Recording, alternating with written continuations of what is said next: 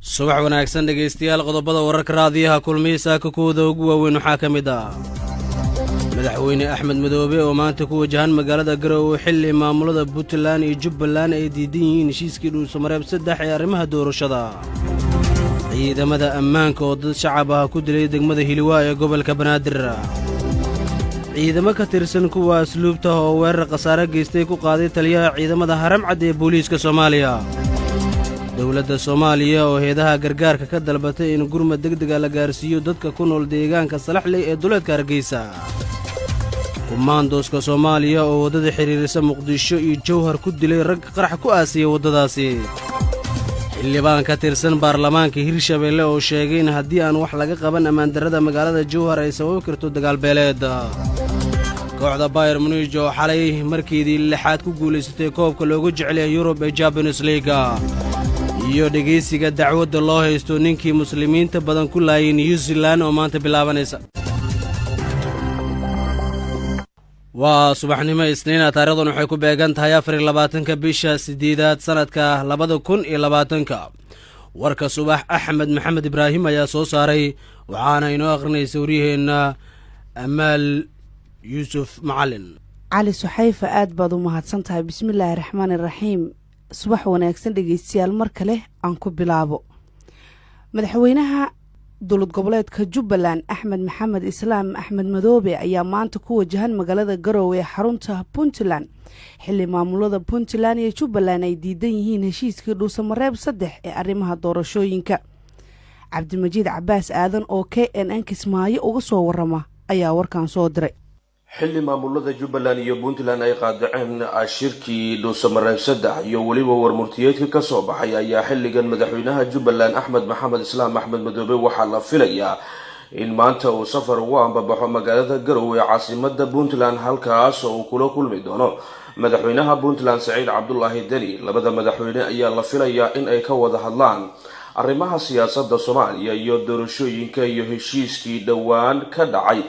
dhuusamareeb u dhaxeeyay qaar ka mid ah dowlad goboleedyada dalka iyo dowladda dhexe ee Soomaaliya kuwaasi oo heshiis ka gaaray mowqifka doorashada ee xilligan la doonayo in ay dalka ka dhacdo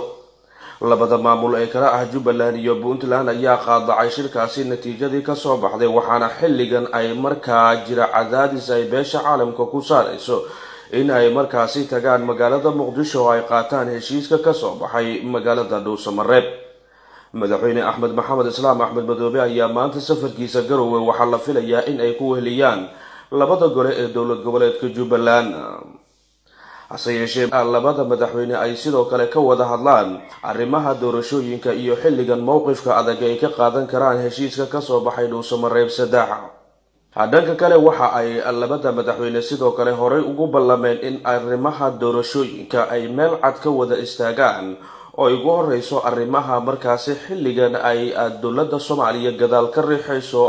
in doorasho dadban oo markaa la ballaariyo waxaana xilligan jirta in qodobo ka mid ah shirka waxyaabihii ka soo baxay ee xilligan sulugsan yihiin oo ugu horeyso in guddiga doorashooyinka madaxa bannaan ee qaranka looga dambeeyo arrimaha doorashooyinka iyagoo garabsanaya bulshada rayidka iyo sidoo kale dowlad goboleedyada dalka ka jira ciidamada ammaanka ayaa dad shacab ah ku laayay degmada Hiliwaa ee gobolka Banaadir Cabdisitaar Xaaji Cali ayaa faahfaahinaya warkan faahfaahinna dheeraad ah ayaa ka soo baxaya israsaasin xalay dhex martay ciidamo ka tirsan booliiska degmada Hiliwaa iyo koox burcad ah oo dhac ka geysanayay xaafadda Al-Cadaala ee degmada Hiliwaa ee gobolka Banaadir wararku waxay tilmaamayaan ciidamada ammaanka degmadaasi iyagoo ku raajooga kooxdaasi ay la kulmeen mooto bajaaj ay saarnaayeen dad shacab ah isla mar ahaantaasna ay rasaas ku fureen inta la xaqiijiyay 3 ruux oo 2 ka mid ah ay yihiin shacab oo ku jiro askari militari ah oo saarnaa mootada ayaa geeriyooday waxaana la sheegay in 3daasi ruux ay doonayeen in ay boqosho ugu tagaan qoyskooda oo degmadaasi degan goobjooga ku sugan degmadaasi ayaa idaacadda kulmiye uga waramay sida ay wax u dhaceen cishaa markii lagu jiray waxaa ka dhacay tuugo oo adiga bajaaj wadatay iyo waxaa dhacay ciidanka saldhigga Hiliwaa ma garan haddeen bajaajku wixii saarnaa xabadaha lagu hubiyey 3 ayaa ku dhimatay ma garan kulli waa looga horumarisan qiyaasaya ma garan haddii 3 meesha ku dhimatay waana dadka deegaanka ah xaafadaha iskaga dhex jirnaa kala guuraa lagu jiraa waa dadkaa noo taagan ma garat. geesta kale goobjoogahaasi ayaa reediyo kulmiya u sheegay in muddooyinkii lasoo dhaafay degmada huriwaa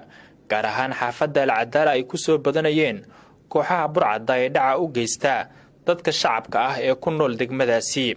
waxaana uu tilmaamay in xilliyada habeenkii ah iyo subaxii in kooxahaasi ay furtaan dadka shacabka ah. habeenii maalin waa dadaa waxba laga qaadana haddii isku adkeeyaan waa la dilaa ma garat. hadda dhibaataduna degmooyinka dhan waaye laakiin annaga khaasatan habeenii maalin waa ma garat. subaxdii ay u badan yihiin aroor iyo galgadoonka 5 saac ma garat. kolley qolada u saaran waxaan ka dalbanaynaa inay wax ka qabtaan ma garat. inaga waxba qabanayn waa la soogiyahay oo annaga nin waliba oo keliya sugana ma garat. degmooyinka qaar ee magaalada muqdisho ayaa waxaa ka jira kooxo burcad ah oo dhac u geysta shacabka ku nool degmooyinkaasi iyagoo isticmaala mootabajaaja waxaana degmooyinka ugu daran la tilmaamay in ay yihiin degmooyinka waqooyiga magaalada muqdisho. hoyga uu ka degan yahay magaalada muqdisho taliyaha ciidamada booliiska ee sida gaarka u tababaran ee haramcad farxaan maxamuud qaroole ayaa waxaa weeraray 6 ka mid ah askarta ciidamada asluubta Soomaaliyeed sida la tilmaamay. askartan ayaa waxay wateen gaari cabdibilaa waxayna rasaas ku fureen guriga taliyaha haramcad uu degan yahay farxaan qaroole oo ku yaala degmada Waabari ee gobolka Banaadir. lama oga khasaaraha dhabta ee ka dhashay weerarkan iyo ujeedka laga lahaa intaba balse ciidamada ka tirsan asluubta ee la tilmaamay inay weerareen guriga taliyaha haramcad ayaa waxaa lagu xiray xarunta dambi baarista Soomaaliyeed ee CID-da. mid ka mid ah askarta la sheegay inay ka tirsan yihiin ciidamada asluubta ee wax weeraray ayaa waxaa la sheegay inuu ku dhaawacmay weerarka ka dhacay isla markaana 6 ka mid ah ciidankan ayaa ciidamada CID-du su'aalo weydiinayaan. kumaandooska Soomaaliya ayaa wadada xiriirisa magaalooyinka Muqdisho iyo Jowhar ku dilay rag qarax ku aasiyay wadadaasi. Axmed Maxamed Ibraahin ayaa faahfaahinaya warka. wararkan ka helayno gobolka Shabeellaha Dhexe ayaa sheegaya in ciidamada kumaandooska Soomaaliya ee Danab ay howlgallo ka sameeyeen gelinkii dambe ee shalay ilaa May xalay wadada isku xirta Muqdisho iyo Jowhar. wadadan ayaa in muddo ah laga deerinayay xaaladeeda ammaan kadib markii mas'uuliyiin badan oo Hirshabeelle ka tirsanaa iyo saraakiil ciidan lagu laayay kadib markii weeraro toos ah iyo kuwa qaraxyo ah ay ku qaadeen dagaalamayaasha Al-Shabaab.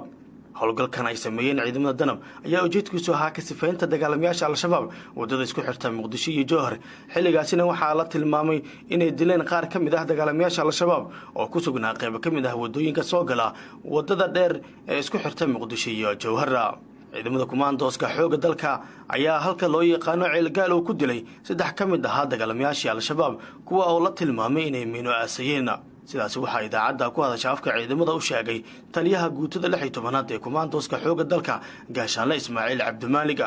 gaashaanle Ismaaciil ayaa shaaca ka qaaday inay howlgalka muddada ay ku guda jireen ay soo saareen miinooyin ay dagaalamayaasha Al-Shabaab ay geliyeen inta u dhaxaysa degmada Balcad iyo magaalada Jowhar ee xarunta gobolka Shabeellaha Dhexe. arrintan ayaa timid ka gadaal markii cutubyo ka tirsan ciidamada kumaandooska Danab ay dowladda Soomaaliya geysay magaalada Jowhar ee gobolka Shabeellaha Dhexe kadib markii ay sii xumaadeen amniga halkaasi. waxaana xusid mudan in ciidamada kumaandooska Danab ee magaalada Jowhar la geeyay in halkaasi ay ku tageen safar dhanka dhulka ahi.